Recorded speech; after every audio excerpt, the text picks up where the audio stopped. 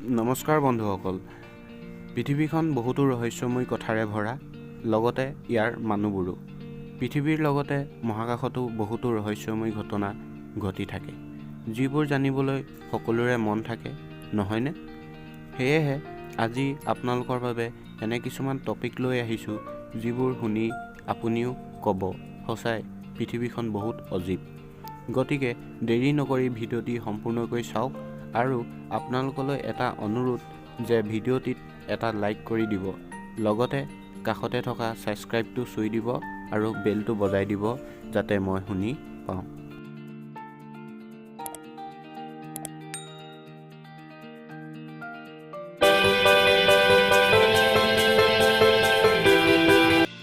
পৃথিৱীত থকা প্ৰতিজন মানুহেই নিজৰ গাড়ীখনক অত্যন্ত ভাল পায় বা বহুত প্ৰেম কৰে। কিন্তু পৃথিৱীত এনেকুৱা এটা বেমাৰ আছে, যিটো হ'লে ৰোগীটোৱে গাড়ীৰ লগত মধুৰ সম্পৰ্ক ৰাখিব বিচাৰে।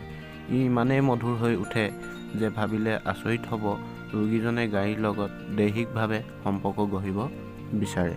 মেকান'ফিলিয়া নামৰ এই বেমাৰত ভুক্তভোগী ৰোগীয়ে গাড়ীৰ লগত ছেক্সুৱেল ৰিলেশ্যনশ্বিপ ৰাখিব বিচাৰে।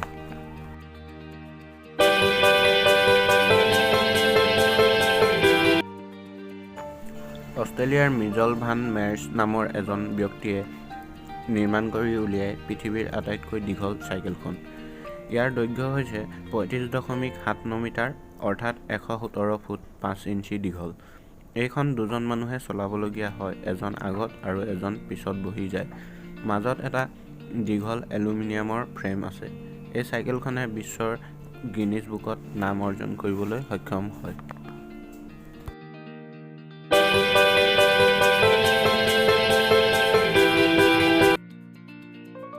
টাইটেলটো পঢ়ি আপুনিও ভাবিছে চাগে, এনেকুৱা জব বা চাকৰি থাকেনে? কিন্তু জাপানত অস্থায়ীভাৱে একোখন বিয়াত আলহী হৈ যোৱাৰ বাবে চাকৰি দিয়া হয়, যি একোখন বিয়াত যাব লাগে আৰু তাত থাকি সকলোৰে লগত মিলিজুলি আহাৰ খাব লাগে, আৰু তাৰ পিছত তেওঁলোকক বিয়ালৈ যোৱাৰ বাবে কিছুমান দৰমহা দিয়ে। কিবা বেলেগ ধৰণৰ নহয়নে?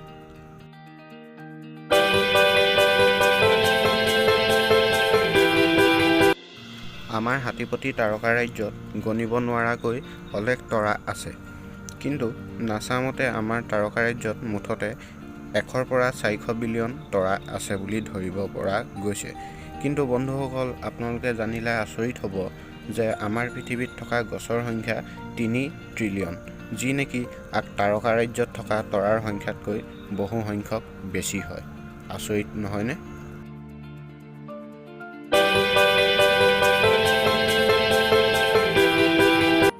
আপোনালোকে সকলোৱে মহাকাশত সংঘটিত হোৱা বিভিন্ন ঘটনাৰ কাহিনী শুনিছে, কিন্তু মহাকাশত কেনেধৰণৰ গোন্ধ পোৱা যায় আপুনি জানেনে?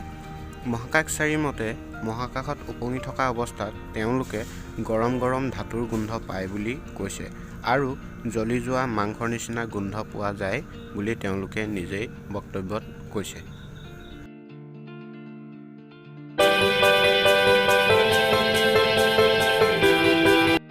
বিদেশী বিয়াবোৰত আপোনালোকে দেখিছে কইনাই পিন্ধা পোছাকযোৰ বহুত দীঘল হয়। আপোনালোকে শুনিলে আচৰিত হ'ব, বিশ্বৰ আটাইতকৈ দীঘল কইনা পোছাকযোৰ পিন্ধিছিল কিপ্ৰাছৰ মেৰিয়া পৰ্স্কেভাৰে নামৰ কইনাজনীয়ে। এই পোছাকযোৰৰ দৈৰ্ঘ্য 22,843 ফুট আৰু 2.11 ইঞ্চি হয়, যি নেকি ইমানেই দীঘল হ'ব যে প্ৰায় 64খনমান ফুটবল খেলপথাৰ সমান দীঘল হ'ব।